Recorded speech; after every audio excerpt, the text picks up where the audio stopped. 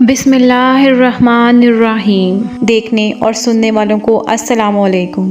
Info cabinet کی نئی video میں آپ کو خوش آمدید کہتے ہیں۔ معزز خواتین و حضرات، تاریخ کے مطالعے سے پتہ چلتا ہے کہ اردن، شام اور اسرائیل کے درمیان ایک علاقہ ہے جو انتہائی زرخیز اور متمدن تھا۔ اس علاقے میں صدوم نام سے ایک مشہور شہر آباد تھا جس کی بستیاں نہایت سرسبز و شاداب تھیں اور وہاں طرح طرح کے اناج، جو، پھل اور میوے بھی بکثرت پیدا ہوتے تھے۔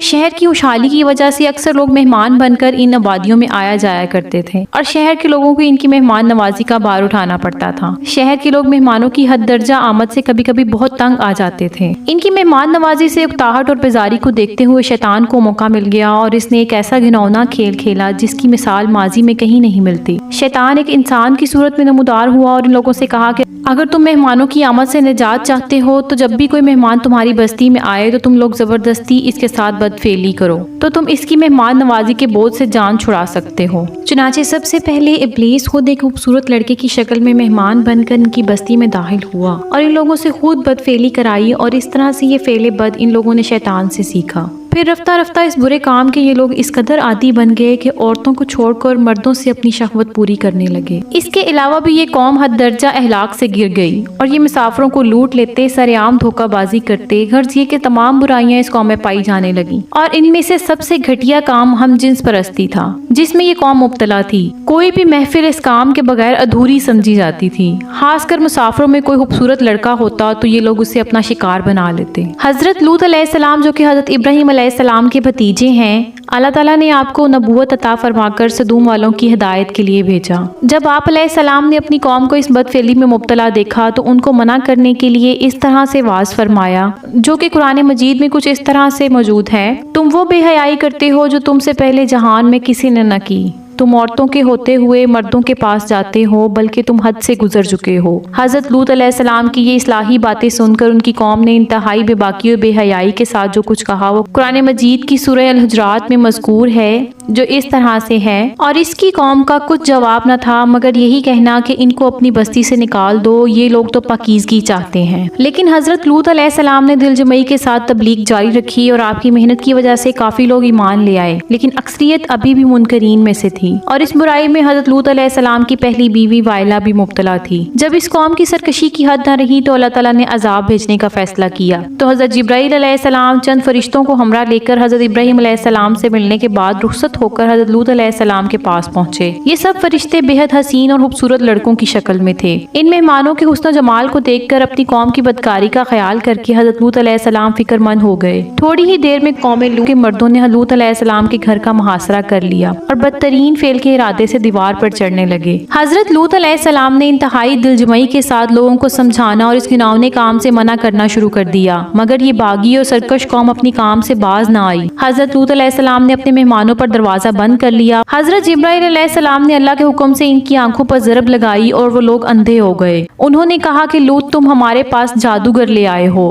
انہوں نے بڑی دھمکیاں دیں اور آپ علیہ السلام دل میں فکر مند ہوئے کہ جب یہ مہمان چلے جائیں گے تو میری امت مجھے اذیت دے گی۔ فرشتے اب تک یہ منظر خاموشی سے دیکھ رہے تھے۔ سورہ ہود میں مذکور قرآن مجید کے الفاظ جس کا ترجمہ کچھ یوں ہے: جب ہمارے بھیجے ہوئے فرشتے لوط علیہ السلام کے پاس پہنچے تو وہ بہت غمگین ہو گئے کیونکہ انہوں نے فرشتوں کو پہچانا نہ تھا۔ وہ سمجھے کہ وہ انسان ہیں اور اپنی قوم کی عادت سے واقف تھے۔ کہنے لگے آج کا دن بڑی مصیبت کا ہے۔ حضرت لوط علیہ السلام نے اپنی قوم سے کہا کہ اے میری قوم، یہ میری بیٹیاں موجود ہیں، یعنی تم ان سے نکاح کرو، یہ تمہارے لیے زیادہ پاکیزہ ہیں، اور اللہ سے ڈرو اور میرے مہمانوں کے معاملے میں مجھے رسوا نہ کرو۔ کیا تم میں سے کوئی بھی بھلا آدمی نہیں ہے؟ وہ بولے اے لوط، تم جانتے ہو کہ ہم کو تمہاری بیٹیوں سے کوئی غرض نہیں اور تم خوب جانتے ہو جو ہم چاہتے ہیں۔ اس موقع پر لوط علیہ السلام نے انتہائی گھبراہٹ اور پریشانی کے عالم میں کہا کہ کاش مجھ میں تم سے تنہا مقابلہ کرنے کی طاقت ہوتی، کوئی طاقتور اور مضبوط پناہ دینے والا ہوتا۔ تو فرشتوں نے اپنے آپ کو بے نقاب کر دیا اور کہنے لگے کہ لوط آپ ہماری فکر نہ کرو، ہم تمہارے پروردگار کے بھیجے ہوئے فرشتے ہیں، وہ ہم تک کبھی نہ پہنچ پائیں گے۔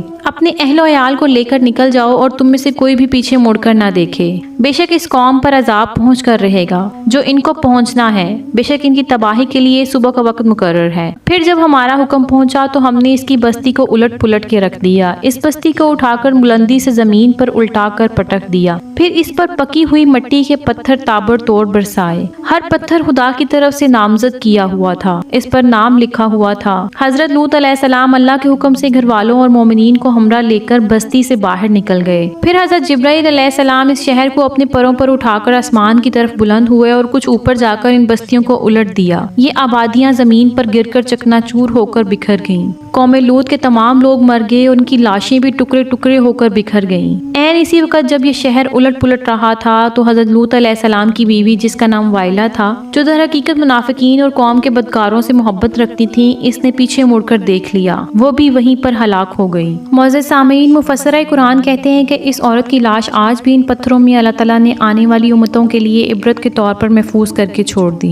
कुरान करीम की सूरह बकरा की आयत 35 में अल्लाह ताला ने कौम लूत की तबाही की तरफ इशारा करते हुए बताया कि कौम लूत पर अजाब नाजिल किया गया, मगर इनके तबाहशुदा शहर को आने वाले इंसानों के लिए इबरत के तौर पर बाकी रखा। अल्लाह ताला फरमाते हैं, और हमने अकल वालों के लिए कुछ वाज़ेह निशानियां बाकी छोड़ दी। मुअज़्ज़िज़ नाज़रीन इकराम, आज के इस दौर में वो तमाम निशानियां पूरी हुई हैं जो 1400 बरस कबल कुरान मजीद में अल्लाह ताला ने बयान फरमा दी थी। हजरत लूत अलैहिस्सलाम की बीवी को इबरत का निशान बना दिया गया था। बाज़ रिवायात के मुताबिक पत्थर की बना दिया गया था और इसका बुत अभी तक बहीरा मुर्दार में मौजूद है। नाज़रीन इकराम, इससे वाज़िया होता है कि जो अल्लाह की नाफरमानी करेगा वो अल्लाह के अजाब का जरूर हकदार बनेगा और किसी की नेकी किसी दूसरे के काम नहीं आ सकती। यहाँ तक कि अंबिया भी अल्लाह ताला के सामने बेबस हैं। वो अल्लाह के काम को तस्लीम करते हैं, लिहाजा हमें भी तस्लीम करना चाहिए। अल्लाह ताला से हर दम दुआ करनी चाहिए कि वो हमें अपनी इस्लाह फरमाने की तौफीक बख्शे और उम्मत मुहम्मदी सल्लल्लाहु अलैहि वसल्लम को तमाम इकसाम के अफ़ाले बद और हम जिन्स परस्ती जैसे घिनौने फेल से महफूज रखे। आमीन सोम आमीन। मुझे इजाज़त दीजिए, आइंदा एक नई वीडियो के साथ आपकी खिदमत में हाजिर होंगी। अल्लाह पाक आपका हाफिज़ व निगहबान।